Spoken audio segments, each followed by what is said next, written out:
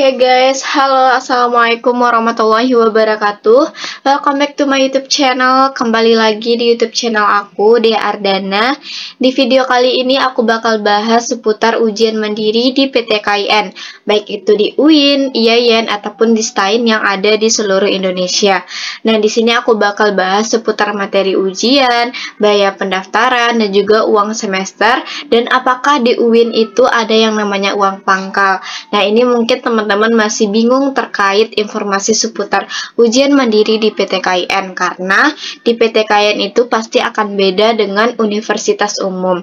Nah, sebelumnya jangan lupa like video ini, komen, dan juga subscribe channel ini, dan juga jangan lupa follow Instagram Ambis PTKIN dan juga Instagram aku di Arna14, karena di sana teman-teman bisa menemukan informasi seputar PTKIN yang ada di seluruh Indonesia. Nah, langsung aja kita bahas terkait ujian mandiri PTKIN yang ada di seluruh Indonesia. Nah, teman-teman kemarin udah ikut yang namanya jalur UMPTKIN, di mana jalur UMPTKIN ini adalah jalur yang berbeda dengan jalur mandiri, teman-teman.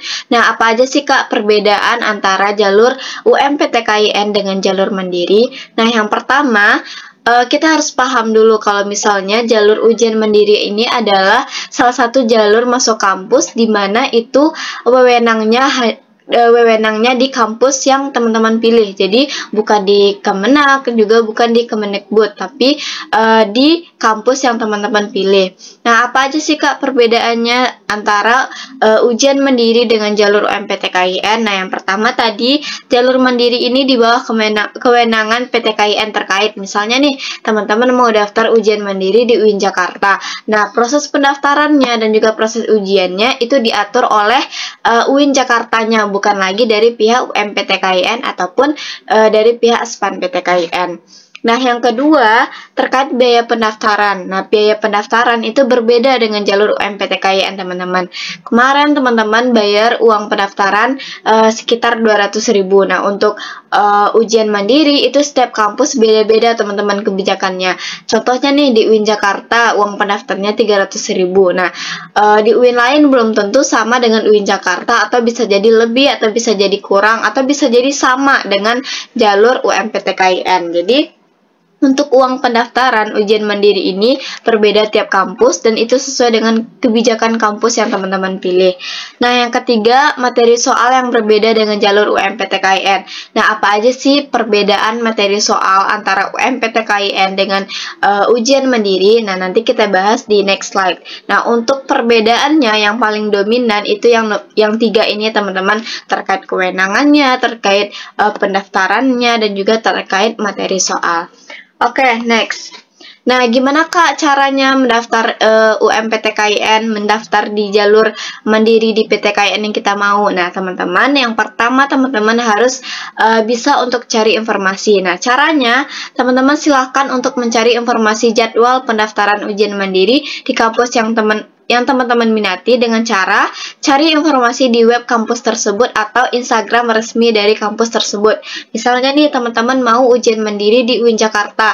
Nah, teman-teman bisa lihat web UIN Jakarta di Google, atau teman-teman bisa searching cari Instagram resmi dari UIN Jakarta. Nah, UIN Jakarta itu Instagram resminya adalah UIN Jakarta Official. Nah, di situ teman-teman bisa lihat ada informasi seputar biaya pendaftarannya, terus tanggal pendaftarannya, dan juga tanggal ujiannya. Nah, yang kedua, teman-teman, silahkan untuk memenuhi persyaratan ujian mandiri di kampus yang teman-teman minati dan melakukan pembayaran sesuai dengan kebijakan kampus. Nah, setelah teman-teman tahu nih syarat pendaftarannya apa gitu, nah teman-teman silahkan siapkan berkas-berkasnya dan silahkan melakukan pembayaran. Nah, pembayaran ini sesuai dengan kebijakan dari kampusnya. Misalnya 300.000, teman-teman bayar 300.000 atau lebih, atau bisa jadi kurang. Nah, yang ketiga, perhatikan jadwal pelaksanaan ujian mandiri di masing-masing kampus. Nah, teman-teman, untuk jadwal ini sekali lagi aku tekankan bahwa jadwalnya tidak serentak antara suatu kampus dengan kampus yang lainnya. Bisa jadi kampus UIN Jakarta misalnya Juli udah bisa ujian mandiri. Nah, belum tentu UIN Bandung Juli udah ujian mandiri gitu. Jadi setiap kampus itu beda-beda. Yang keempat, ujian mandiri boleh diikuti calon mahasiswa lebih dari satu kampus. Nah, teman-teman kalau misalnya nih, Kak, aku pengen deh ikut ujian mandiri di UIN Jakarta, terus juga pengen Kak ikut ujian mandiri di UIN Bandung. Nah, itu nggak masalah teman-teman.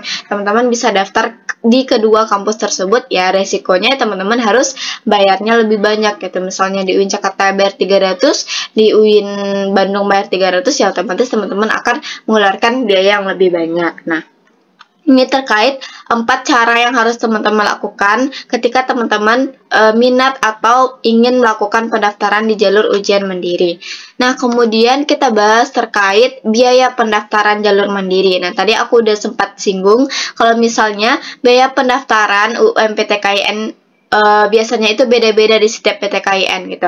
Nah, jadi kalau misalnya di Mandiri itu biayanya akan beda-beda. Misalnya nih tadi aku udah sebutin contohnya di UIN Jakarta itu biayanya 300.000. Nah, bisa jadi di UIN lain itu 400 atau misalnya bisa jadi sama 500 atau bahkan kurang dari 300 gitu. Itu untuk terkait biaya pendaftaran.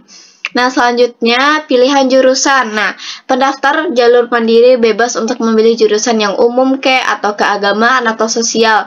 Contoh, teman-teman mau daftar di UIN Jakarta, pengen ambil jurusan kedokteran, nah itu boleh. Atau teman-teman pengen ambil jurusan yang berbau keagamaan, boleh, misalnya ilmu hadis. Atau teman-teman mau ambil jurusan yang berbau sosial, boleh, kayak misalnya hukum pidana Islam atau hukum keluarga, nah boleh. Jadi nggak ada batasan teman-teman harus milih IPA atau IPS atau gimana gitu. Jadi teman-teman bebas milih mau IPA, mau IPS ataupun mau umum gitu.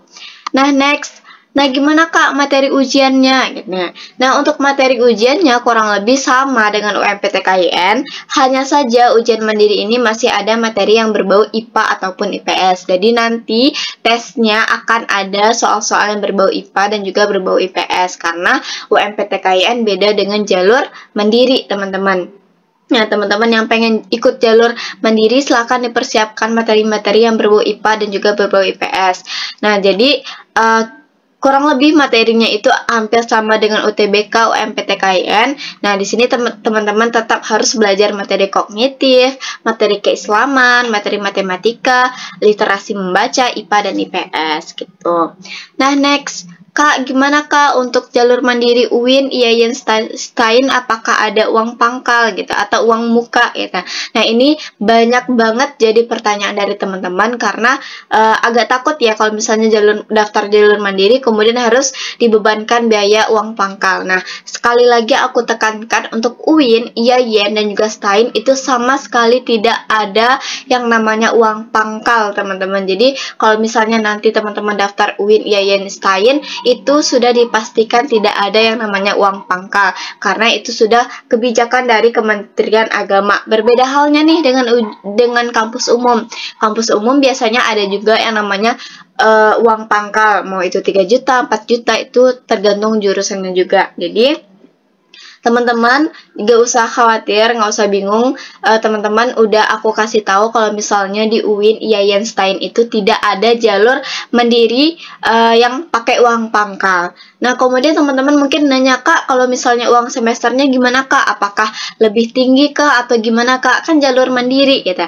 Nah, untuk UKT-nya atau uang kuliah per semesternya, teman-teman tetap akan diseleksi sesuai dengan penghasilan orang tua teman-teman. Mau teman-teman masuk jalur SPAN PTKIN, SBMPTN, SNMPTN, Mandiri, nah itu uang semesternya tetap diambil atau diseleksi dari penghasilan orang tua teman-teman.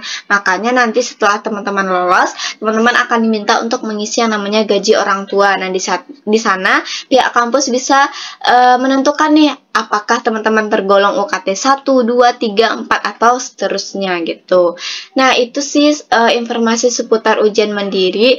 Next mungkin aku bakal bahas soal-soal yang berbau soal-soal mandiri di UIN-UIN yang ada di Indonesia.